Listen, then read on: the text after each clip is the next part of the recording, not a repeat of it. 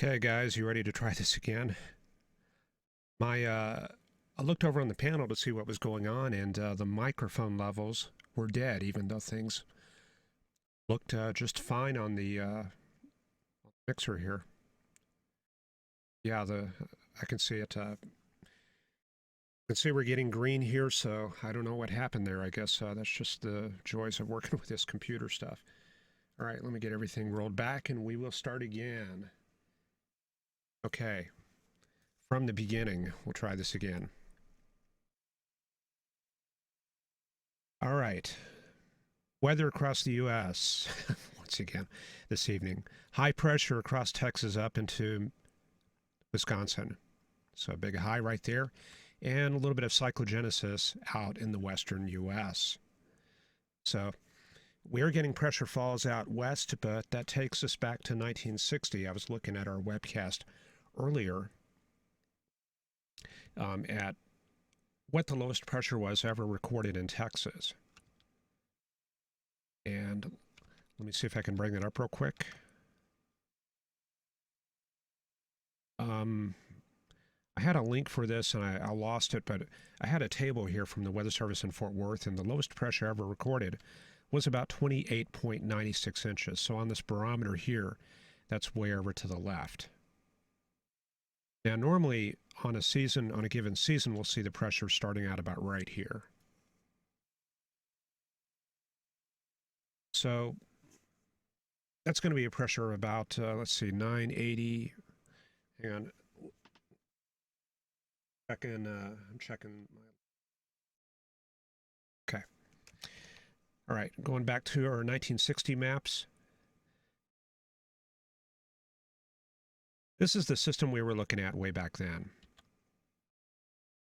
So we had Arctic air coming out of Kansas and Nebraska, and we had some downslope ahead of that. See that right there? There's very dry conditions coming out of New Mexico and Arizona. So we get a little bit of an air mass change out ahead of that. And if there's enough moisture coming off the Gulf, that can be a focus for severe weather out ahead of it. Not on this particular day, though. You can see along that dry line, conditions in the 40s, 30s and 40s out ahead of that, and not much convergence along that dry line. So this is not a good setup for severe weather. But in other cases, we have seen this type of pattern associated with severe weather. The 1984 Dallas tornadoes and the 86 Sweetwater tornado would be a good example of that. Okay, so that's what we saw back in 1916. If we run this back 18 hours, you can see not much evidence of that low pressure system. We had that originate in Kansas. Now, normally we don't see these deep lows developing in New Mexico. They tend to develop in Colorado, and that was the case on this day too. So here we had the warm front down in Texas like this, and the downslope flow leading edge was something like that, and the cold front sector was way back Colorado like that. So this was the main baroclinic development area right there in the Oklahoma Panhandle, and we saw almost explosive development with that.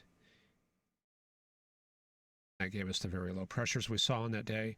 The absolute lowest pressures ever was associated with Hurricane Carla. That was also back in the early 60s. Let me see if I can bring that up. Carla. Now this is a Cat 5 storm that made landfall in the western Gulf. Came ashore as Cat 4. There's the track right there. So hardest hit was Victoria, Port Aransas, and Port Lavaca area, and that came straight up to Dallas. And the pressure on that was about 2/200ths of an inch lower than what we saw with the February 1960 storm. And there wasn't much rain associated or much wind associated with that in the Dallas area, but definitely tons of rain. So that's how we get some of the lowest barometric pressure readings, and we'll probably see a little bit of that this winter. And when we do, we'll check that out. But not much going on right now. So this is the map right now, and you can see very stagnant conditions, high pressure across western Texas, right there, and very dry readings. We've got dew points in the lower 30s, and that with very strong radiational cooling in that area will bring the temperatures down to the 40s and 50s along in east of I-35. What do we have coming up for the next week? Well, not a whole lot, because we can see lots of high pressure even out west. Our next system is along the western coast. There it is, very classic setup for... This is kind of like the early stages of that baroclinic leaf that I've talked about. This is an area of strong lift associated with a jet. And back further west, you can see unstable convection out in the Pacific right there. So there's a lot of towering cumulus back there where we have strong cold air advection. So this is kind of a very cold core system aloft over relatively warm, dry air at the surface.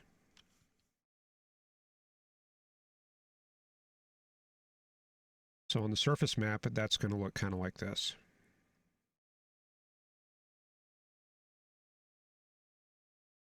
So our next system, working its way westward. And I've got so many tabs open, I'm getting lost here, but let's kind of segue this into our forecast. There it is. There's our next system coming on shore, and you can see the very strong thickness gradient right in this area here. But, you know, this is probably going to affect mostly the northern plains. Run that forward, you can see the thickness gradient does remain in the northern plains. So we're probably not going to see much of that next system here in Texas. There's the configuration this weekend on Saturday night. That's going to continue westward into the Midwest right there.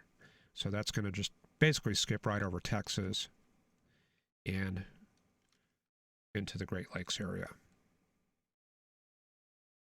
Next system gears up out in the high plains and the western coast right there. So we're going into the work week. Things stay very stagnant here in Texas.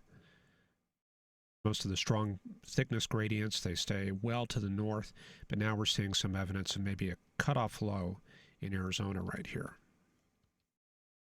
So we run that forward, that moves into Texas around Halloween. And then we start seeing a pattern shift. You see these very strong pressure gradients out in the western U.S. So this is probably a good idea to take a look at the IPER charts and see what those show. This is the 250 millibar chart, so this is up at about 34,000 feet. You can see a very wavy pattern here. This is a moderately meridional pattern here. This is not a split flow pattern that we commonly see. So basically the jet is running kind of like that. And we do see a little bit of the subtropical jet way down in the south. Let me show you that very quickly. See that subtropical jet way down to Mexico? So we run that forward and not much change. Looks like the next system pounds the west coast on next weekend. Now we start seeing a pattern shift the following week. See those very strong winds coming out of the Pacific, 150 knot jet. Now normally when we see that, that tends to destabilize the patterns, and I'm talking horizontally. You'll see a huge change here at the very end. See how it becomes very meridional right there. Start developing a big, where'd my cursor go? Cursor back here.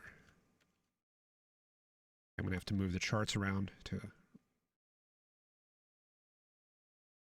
Okay, let's see here. The problem is my window is off on the other monitor, so I'm going to have to scroll some stuff around here very quickly.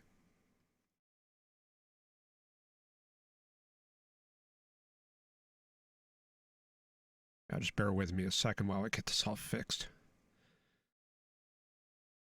Okay, so that pattern shift, here we go. See, there's the strong jet stream winds coming out of the Pacific, and on that very last frame right here, you can see things go very meridional. We start developing a very strong ridge in Alaska and western Canada. So if this actually pans out, this is November 6th, we should see a very good push of polar air coming into the U.S. But as I've said before, the GFS does tend to have a cold bias. So that may or may not happen.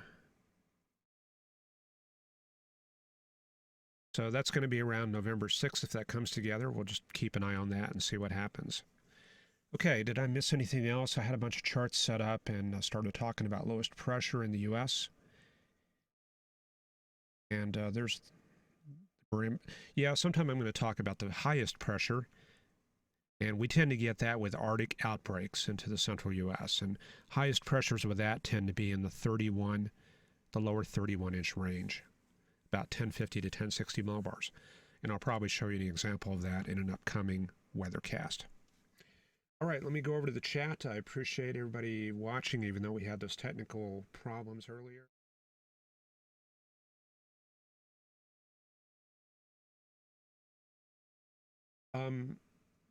Yeah, people mentioned the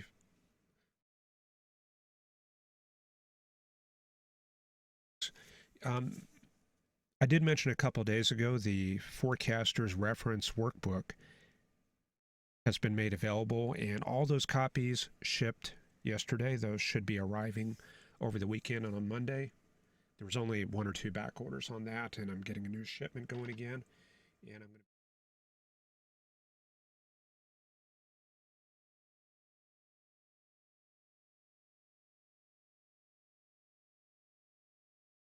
if you're having any actual problems receiving books, you can just...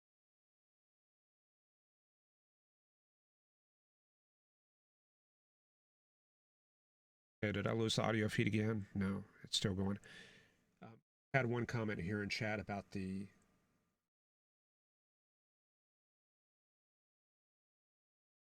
Probably just going to have to reboot the computer for tomorrow, and we'll see what happens. Okay, guys, I think that's it for tonight. Hopefully we'll have things together a little bit more tomorrow. And I appreciate you watching, and we'll see you then.